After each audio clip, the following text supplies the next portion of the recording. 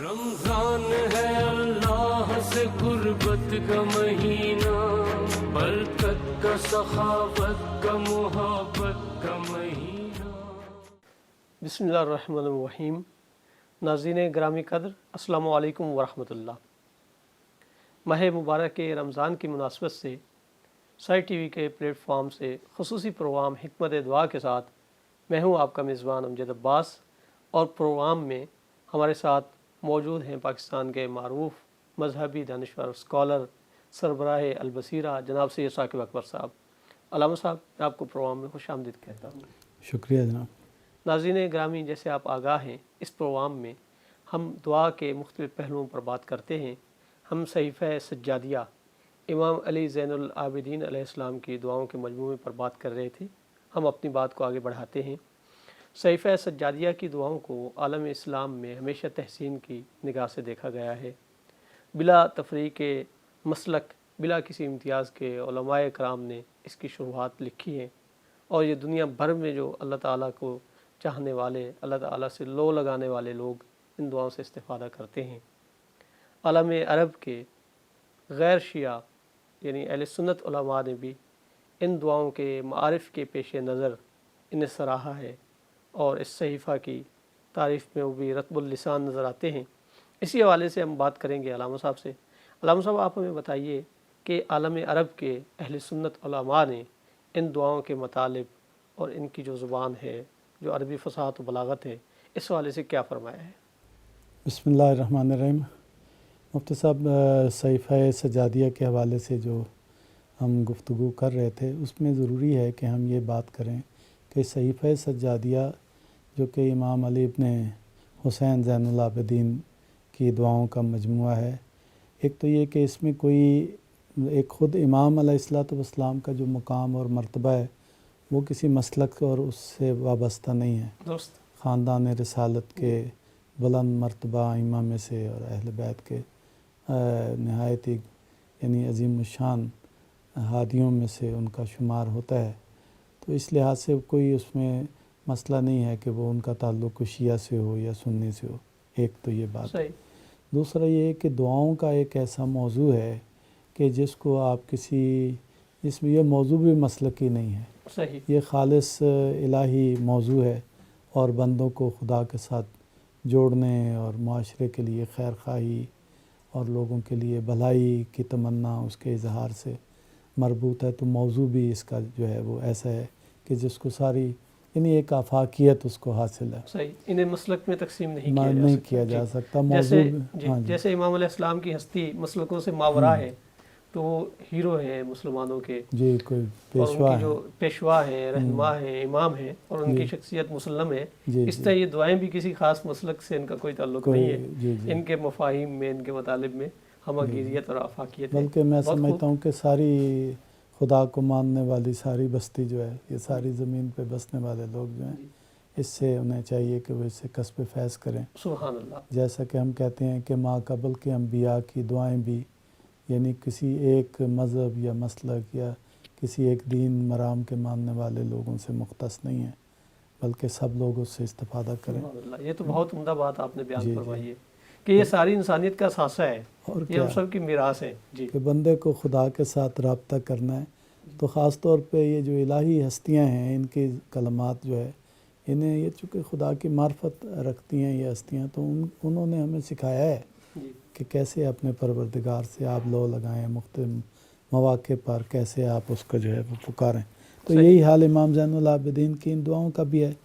اس میں دو باتیں اور بھی میں اگرچہ بعض علماء نے بہت زیادہ سنی شیعہ علماء نے اس پہ اہم باتیں کی ہیں، جیسے کہ سبت ابن جوزی نے کہا ہے کہ اگر یہ امام زین العابدین نہ ہوتے اور ان کا صحیفہ نہ ہوتا تو ہمیں تو خدا سے مانگنے کا سلیقہ ہی نہ آتا۔ تو اس طرح سے بہت سے لوگوں نے، لیکن اس کے باوجود بعض یعنی یہ ہماری کم مائگی کہہ لیں مسلمانوں کی، کہ بعض اوقات ایسے لوگ بیچ میں آ جاتے ہیں کہ جو شخصیات کو کوشش کرتے ہیں کہ وہ فرقوں کے خانوں میں بانٹ دیں۔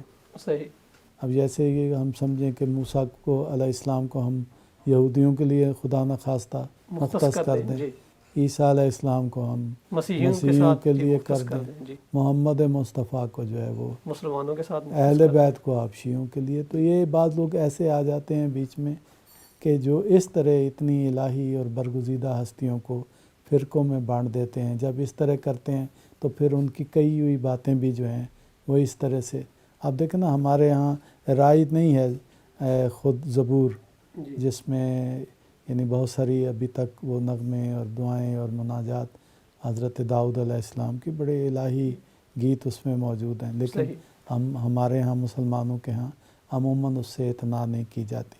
صحیح، تو میرا خیال ہے یہ صورتحال یہاں بھی پیدا ہو گئی بعض لوگوں کے نزدیک، انہوں نے اس کو نہیں دیکھا، بعض نے نہج البلاغہ کو نہیں دیکھا، بعض نے جو ہے وہ نہیں دیکھا صحیفہ صحیفہ سجادیہ کو، سجادیہ کو۔ جی تو پھر ایسے لوگ آتے ہیں جو متوجہ کرتے ہیں، تو پھر اس کے بڑے مفید اور مثبت اثرات جو ہے صحیح، وہ دیکھنے میں صحیح، آتے ہیں۔ ضرورت بھی اسی عمل کی ہے نا کہ سارے انسان اس سے استفادہ کریں۔ یہ تو بڑی مشکل ہو گئی کہ لوگوں نے مختلف مسالک جی میں جی، چیزوں کو تقسیم کر دیا اور یوں ان کا استفادہ ایک محدود گروہ تک ہی ہو گیا ہے۔ تو کہ مفتی وہی اس سے صاحب استفادہ صحیح کریں کہا گے۔ آپ نے، تو 1353 ہجری میں بہت ہی بڑی ایک فقیہ اور روحانی شخصیت تھے آیت اللہ نجفی مرشی، صحیح، سید شہاب الدین نجفی مرشی، وہ امام زین العابدین کی اولاد میں سے بھی تھے، اور بہت بڑے صاحب مطالعہ بھی تھے، ان کی لائبریری بھی ان کی بہت بڑی معروف ہے۔ جی جی جی بڑی خدمات ہیں ان کی۔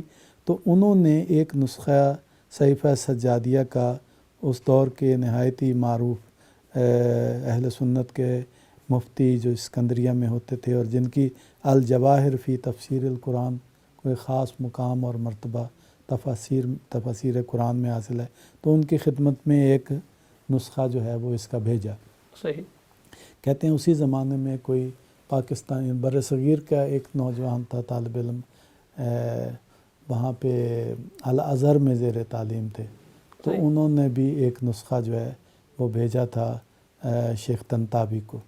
صحیح، یہ جو اپنا شیخ طنطاوی کا دوسرا نسخہ جو بر صغیر کے نوجوان کا ہے، اس کا ذکر علامہ سید علی نقی نے ایک مضمون میں کیا ہے جو مفتی جعفر حسین صاحب کی شرح صحیفہ کاملہ میں جس کو شامل کیا گیا ہے، صحیح، تو اس میں انہوں نے اس یہ کو واقعہ ذکر بیان کیا ہے۔ اس جی واقعے کو بیان کیا۔ اس کو ہم الگ بیان کریں گے۔ وہ اس دور میں ایک ہی عربی رسالہ جو ہے الرضوان کے نام سے بر صغیر میں چھپتا تھا، تو اس میں پھر اس کا واقعہ لکھا ہے کہ انہوں نے صحیح، نسخہ دیا، بھیجا، پھر انہوں نے اس کا جواب دیا، پھر انہوں نے اس کی بعض دعاؤں کی تشریح کی، مسلمانوں کو متوجہ کیا۔ اچھا، شیخ طنطاوی مصری نے، شیخ طنطاوی نے تو جو خط انہوں نے ان کو بھیجا جی سید شہاب الدین نجفی مرشی کو، تو اس کا ترجمہ میں آپ کے ناظرین کی خدمت میں پیش کرنا چاہوں گا۔ اس میں لکھتے ہیں کہ آپ کا مکتوب کریم کچھ عرصہ پہلے مجھے ملا، اس کے ساتھ اسلام کے زاہد امام علی زین العابدین ابن ریحانہ مصطفیٰ امام حسین شہید کی کتاب صحیفہ بھی تھی۔ اب کیسے انہوں نے اظہار محبت اور عقیدت کیا امام علیہ وارفتگی اور السلام کے عقیدت ساتھ، کا جی اظہار کیا ہے۔ جی، اسلام کے زاہد امام سبحان علی زین العابدین بن ریحانہ مصطفیٰ، نبی پاک نے کہا نا حسین اور حسن یہ میرے میرے پھول ہیں۔ جی ہے نا، تو امام حسین شہید کی کتاب صحیفہ بھی تھی۔ میں نے یہ کتاب بڑے احترام سے حاصل کی۔ میں نے دیکھا کہ یہ ایک منفرد کتاب ہے جس میں ایسے علوم و معارف اور حکمتیں موجود ہیں جو کسی اور کتاب میں نہیں ملتی۔ سبحان اللہ، کیا بات کی! اچھا صرف دعاؤں کی بات نہیں کی، کہا کہ ایسے علوم و معارف اور حکمتیں اس میں موجود ہیں جو کسی اور کتاب میں نہیں ملتی۔ پھر آگے وہ افسوس کر رہے ہیں، یہ ہماری بدقسمتی ہے کہ ہمیں تاحال یہ کتاب دستیاب نہ تھی۔ یہ اپنا اظہار افسوس کر رہے ہیں، جو ایک گراں قدر اور جاوداں سرمایہ ہے جی اور نبوت و اہل بیت کی ایک میراث ہے۔ سبحان اللہ، میں اس کا جو مطالعہ کرتا ہوں اور اس پر غور کرتا ہوں، اسے کلام خالق کے تحت اور کلام مخلوق سے بالا تر پاتا ہوں۔ سبحان اللہ، کتنی بڑی یعنی اظہار ہے اور ستائش ہے، اور ایک ایسا آدمی جو خود مفسر قرآن ہے اور جس کے سامنے سارا لٹریچر ہمارے دین کا اور موجود ہے، وہ یہ کہتا ہے کہ خالق کے کلام کے تحت اور مخلوق کے کلام سے بالاتر، اور واقعاً یہ کسی کریم کتاب کا یعنی یہ جو ہے یہ اس عظیم تحفے پر اللہ تعالیٰ آپ کو بہترین جزا عطا فرمائے اور علم و ہدایت کی اشاعت میں کامیاب فرمائے۔ پھر آگے وہ کہتے ہیں کہ کیا علماء اسلام نے ان کی کوئی شروع بھی لکھی ہے، اگر آپ کے پاس ہو تو آپ مجھے یعنی رہنمائی کریں۔ پھر یہ انہوں نے پھر اس کے بعد وہ جو معروف ہے شرح اس کی صحیفہ سجادیہ جی کی، شرح صحیفہ سجادیہ کی سید وہ قاضی انہوں نے سید علی خان والی شرح، جی سید علی خان والا، تو وہ شرح وہ انہوں نے اس کو جو ہے سید علی خان کی جس کو ریاض السالکین کہتے ہیں وہ انہوں نے ان کو بھجوائی۔ اسی طرح سے علامہ علی نقی نے اس مسئلے کو ان کا جو ہے اس کو بہت ہی اچھے انداز سے بیان کیا ہے کہ ان کے پاس پہنچی اور وہ اس دور میں جو بر صغیر میں واحد رسالہ تھا الرضوان، اس میں انہوں نے اس کو چھاپا اور اس کا عنوان انہوں نے رکھا، ایک مضمون لکھا پورا، اس کو 2 قسطوں میں انہوں نے بھیجا چونکہ طویل تھا، تو اس میں چھپا، اس کا عنوان تھا کہ حضرت زین العابدین علی ابن حسین کی دعائیں اور ان سے مسلمانوں کو کیا فوائد حاصل ہو سکتے ہیں۔ تو پھر انہوں نے کہا جامعہ ازہر کے نوجوان چونکہ ہندوستان میں لکھ رہے تھے تو اس کا ذکر کیا کہ ہندوستانی طالب علم سید مجتبیٰ حسن نے مجھے ایک کتاب جو ہے وہ بھجوائی ہے۔ تو پھر اس کے بعد وہ کہتے ہیں کہ میں نے اس کتاب کو غور سے دیکھا اور اس کے مندرجات پر گہری نظر ڈالی تو مجھ پر ایک ہیبت طاری ہو گئی۔ سبحان اللہ، واقعی ایسا ہے، یعنی جس کے اندر خدا کا خوف ہو اور اس کا یعنی خشیت ہو اور اس سے محبت اور عشق ہو، اس کی یہی کیفیت ہوتی وہ ہے۔ کیسے اس کتاب سے متاثر ہوئے بغیر رہ سکتا ہے؟ جی اچھا، قرآن کا بھی یہی اثر ہے کہ اس سے بھی ایک خاص ہیبت انسان پر ایک خاص کیفیت طاری ہو جاتی ہے انسان، اور ان دعاؤں کی عظمت میرے دل میں جاگزین ہو گئی اور میں نے کہا یہ عجیب بات ہے، کیوں کر مسلمان اب تک اس ذخیرہ سے ناواقف رہے اور کس طرح وہ صدیوں اور پھر صدیوں تک خواب غفلت میں مبتلا رہے اور انہیں احساس نہ ہوا کہ اتنا بڑا علمی ذخیرہ خدا نے ان کے لیے مہیا کر رکھا ہے۔ اگر وہ ان خزانوں کو کھول کر دیکھیں اور ان اسرار و رموز پر مطلع ہوں تو سمجھیں کہ سنی اور شیعہ فرقے دونوں خام خواہ کے لیے افتراء کے باہمی میں مبتلا ہیں اور باہمی عداوت کے نشہ میں سرشار ہیں۔ یعنی اتحاد امت کے لیے بھی ان دعاؤں کا بڑا اس میں کوئی اثر ہے اور ان کی بڑی افادیت ہے۔ خود قرآن بھی اور اہل بیت بھی اتحاد امت کے مرکز ہیں، یعنی اگر ہم آ جائیں اس پر اور یہ اس طرح کی دعائیں، مناجات، للہیت پیدا کرنے والی چیزیں جو ہیں اس پر ہم اکٹھے ہو جائیں، ہمیں تو افتخار کرنا چاہیے کہ اتنا بڑا عظیم الشان سرمایہ جو ہے۔ پھر وہ کہتے ہیں کہ پھر وہ آگے اس کے کلی مسائل کو بیان کرتے ہیں کہ اخلاقی رذائل کی طرف متوجہ کرتی ہے، اخلاقی محاسن اور فضائل کی طرف متوجہ کرتی ہے۔ تو اس طرح سے چلتے چلتے وہ خصوصیات گنواتے ہیں دعاؤں کی اور آخر میں وہ اس کے آخر میں وہ جو لکھتے ہیں یعنی پہلے مقالے کے آخر میں وہ کہتے ہیں کہ تمام مسلمانوں کو بلا تفریق میں مخاطب کرتا ہوں، دیکھو یہ بلند مرتبہ بزرگوار نبوت کے خاندان کے محترم فرد زین العابدین تم سے کیا کہہ رہے ہیں کہ تم اپنے دلوں کو پاک کرو اور گناہوں سے ان دلوں کی حفاظت کرو، یہی نہیں بلکہ اس عالم کی مخلوقات اور اس وسیع دنیا کائنات کو غور سے دیکھو۔ یعنی اس طرح سے وہ اس طرح سے انسانوں کو جو ہے یہی انبیاء نے بھی تعلیم دی، یزکیہم ویعلمہم الکتاب والحکمہ، وہ ان کے نفوس کو پاک کرتے ہیں۔ شیخ طنطاوی بھی یہی کہتے نظر آتے ہیں کہ یہ دعائیں امام علیہ السلام کی لوگوں کے نفوس کو پاک کرتی ہیں، تربیت کرتی ہیں، اصلاح کرتی ہیں۔ صحیح۔ پھر اس کے مفتی صاحب انہوں نے اس کے لیے دوسرا پھر آرٹیکل یعنی اس کی دوسری قسط اس کو بھیجی، وہ بھی پھر اسی زمانے میں اسی الرضوان میں شائع ہوئی۔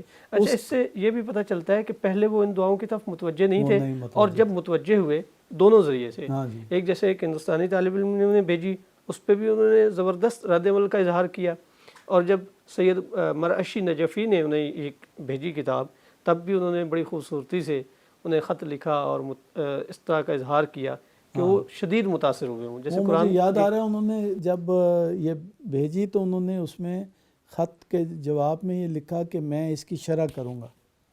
ہاں، تو پھر میرا خیال ہے کہ وہ پھر یہ شرعی کی مناسبت سے انہوں نے یہ ایک دو شرح بھی مقالے جی جی لکھے مختلف دعاؤں کی، صحیح تو جو بہت زیادہ جس سے وہ متاثر ہوئے تھے، صحیح۔ پھر وہ اس میں آخر میں وہ کہتے ہیں تنتابی کا شکوہ خدا کی بارگاہ میں، اچھا تو اس طرح سے صحیح عنوان خدا بندہ یہ تیری کتاب موجود ہے قرآن، اور یہ اہل بیت میں سے ایک بزرگ ہستی کے ارشادات ہیں، یہ دونوں کلام وہ آسمان سے نازل شدہ کلام، سبحان اور اللہ یہ اہل بیت کے صدیقین میں سے ایک صدیق کی زبان سے نکلا ہوا کلام، دونوں بالکل متفق ہیں۔ سبحان اللہ اب میں بلند آواز سے پکارتا ہوں ہندوستان میں اور تمام اسلامی ممالک میں، اے فرزندان اسلام، اے اہل سنت، اے اہل تشیع، کیا اب بھی وقت نہیں آیا کہ تم قرآن اور اہل بیت کے مواعظ سے سبق حاصل کرو؟ اللہ اکبر یہ دونوں تم کو بلا رہے ہیں ان علوم کے حاصل کرنے کی طرف جن سے عجائبات قدرت منکشف ہوتے ہیں اور خدا کی معرفت حاصل ہوتی ہے۔ پہلے ان علوم کو حاصل کرو، انہی کے حاصل کرنے کا تمہیں قرآن اور پیشوایان دین کے ارشادات میں حکم ملا ہے۔ جب تم ان میں کامل ہو جانا تو پھر دوسرے امور کی طرف متوجہ ہونا، تفرقہ انگیز مباحث سے باز آؤ اور ان ہدایات پر عمل کرو، ان علوم سے استفادہ کرو اور سورج کے نیچے اور زمین کے اوپر اپنے زندہ رہنے کا سامان کرو۔ اللہ اکبر سبحان اللہ، کیسی خوبصورتی سے انہوں نے متوجہ کیا ہے۔ ہاں جی، ویسے قرآن مجید کی بھی یہ تاثیر ہے، قرآن میں ہے مذکور ہے یہ اذا تلیت علیہم آیاتہ زادتہم ایمانا وعلی ربہم یتوکلون، کہ اللہ کے بندوں پر جب اللہ کی آیات کی تلاوت کی جاتی ہے تو ان کے ایمان میں اضافہ ہوتا ہے۔ یہی تأثر ہم شیخ طنطاوی کے بارے میں بھی کہہ سکتے ہیں کہ جب انہوں نے مطالعہ کیا ان دعاؤں کا تو یقیناً ان کے اوپر جو کیفیت طاری ہوئی اس کا اظہار انہوں نے اپنے خطوط میں کیا۔ جی جی اچھا مفتی صاحب، ایک اور بہت بڑی مصر کی عظیم شخصیت ہیں استاد محمد کامل حسین، صحیح، ان کا بھی ایک آرٹیکل پھر اسی رضوان میں شائع ہوا تھا، اور یہ جامعہ مصریہ کے پروفیسر تھے، تو انہوں نے بھی پھر عجیب و غریب اس صحیفہ کاملہ کے بارے میں اپنے جذبات کا اظہار کیا ہے، اور علامہ علی نقی نے اپنے اس خاص مضمون اور مقالے میں اس کا بھی ذکر کیا ہے۔ میں ذرا سا اس کا بھی تعارف کروا دوں۔ وہ کہتے ہیں کہ کیا تمہارا خیال ہے کہ فرزدق نے امام زین العابدین کی تعریف کا حق ادا کر دیا ہے؟ آپ کو یاد ہے فرزدق نے جو قصیدہ امام زین العابدین کا کہا تھا، وہ بڑا عظیم الشان اور تعریف میں، تو اس پہ وہ کہتے ہیں کیا انہوں نے تعریف کا حق ادا کر دیا اپنے ان شعروں میں جن کا مضمون یہ ہے، یہ وہ ہیں، یعنی امام زین العابدین کی طرف اشارہ کر کے، یہ وہ ہیں جن کے پیروں کی چاپ کو سرزمین مکہ پہچانے ہوئے ہے، سبحان اللہ، اور خانہ کعبہ اور اس کے حل و حرم سب ان سے واقف ہیں۔ یہ اس ہستی کے فرزند ہیں جو خلق خدا میں سب سے بہتر تھی، یہ متقی، پاکیزہ، پاک اور مشہور روزگار ہیں۔ وہ کہتے ہیں ہرگز نہیں، باخدا فرزدق نے اپنے ان شعروں میں ایک شمع بھی نظم نہیں کر سکا وہ، بلکہ مجھے تو ملتے ہی نہیں وہ الفاظ جو میرے دلی خیالات کا اظہار کر سکیں اور بتلا سکیں میرے تاثرات کو اس امام کی عظمت کے بارے میں، جس نے ایک طرف عرب قوم کے محاسن اخلاق اور ان کے مذہبی کمالات کو حاصل کیا اور دوسری طرف ملک عجم کی سلطنت اور اس کی عزت کے جواہر کا حامل ہوا۔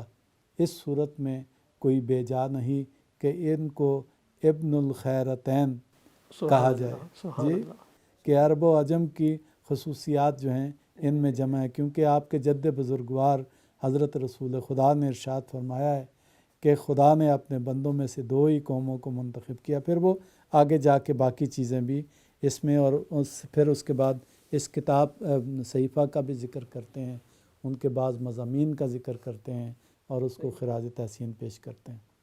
صحیح، علامہ صاحب آپ نے بڑی خوبصورتی سے اس چیز کو بیان کیا کہ یہ کتاب، یہ صحیفہ عالم اسلام کی میراث ہے، اور ابھی تک جو آپ نے علماء کے اقتباسات، ان کے خطوط کے پیش کیے ہیں، ان سے بھی یہی بات سمجھ آتی ہے کہ مسلمانوں نے اس صحیفہ کی جانب، ان دعاؤں کی جانب اس طرح رغبت کا اظہار نہیں کیا جس طرح کیا جانا چاہیے تھا، جس طرح ان کا مطالعہ کیا جانا چاہیے، جس طرح ان سے کسب فیض کیا جانا چاہیے تھا، شاید ایسا نہیں ہو سکا۔ شیخ طنطاوی مصری نے بھی اسی حوالے سے اظہار افسوس کیا ہے، اور یہ بڑی خوبصورت کتاب ہے۔ میرا یہ خیال ہے کہ جس طرح آج انسانیت کو مسائل ہیں، ہمارے سامنے یہ ایک وبا پھیل چکی ہے، ہمیں اللہ تعالیٰ کا ذکر زیادہ سے زیادہ کرنا چاہیے۔ یہ ماہ رمضان کی مبارک ساعتیں ہیں، ان میں ان دعاؤں کو زیادہ سے زیادہ پڑھیں اور ان سے استفادہ کریں۔ علامہ صاحب، میں آپ کا شکریہ ادا کرتا ہوں، ہمارے پروگرام کا وقت محدود ہوا کرتا ہے۔ ناظرین گرامی قدر، آج کے ہمارے پروگرام کا وقت ختم ہوا چاہتا ہے، اسی کے ساتھ اپنے میزبان امجد عباس کو اجازت دیجیے۔ اللہ حافظ۔ رمضان ہے اللہ سے قربت کا مہینہ، برکت کا، سخاوت کا، محبت کا مہینہ۔